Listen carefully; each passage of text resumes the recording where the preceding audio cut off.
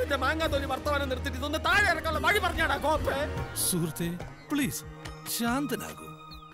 ഇനി പറയൂ, നിങ്ങളുടെ നേരെ മുന്നിൽ ഇപ്പോൾ എന്താണ് കാണുന്നത്? കാലൻ. കാലൻ അവിടെ നിൽക്കട്ടെ, അദ്ദേഹത്തിന് വരാൻ ഇനിയും സമയമുണ്ടല്ലോ.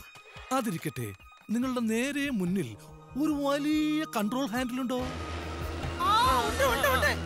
ആ ഹാൻഡിലിന്റെ ഇടതുവശത്ത് ഒരു 6 ഇഞ്ച് നീങ്ങി ഒരു ചുവന്ന സ്വിച്ച് കാണുന്നുണ്ടോ? കാണുന്നുണ്ട്. ഈ സ്വിച്ചിന്റെ കാര്യമാണ്.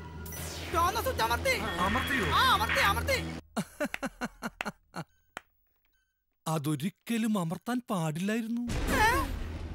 ഇപ്പോൾ സംഭവിച്ചിരിക്കുന്നത് എന്താണെന്ന് വെച്ചാ, നിങ്ങളുടെ വിമാനത്തിന്റെ മെയിൻ എഞ്ചിൻ ഓഫായി.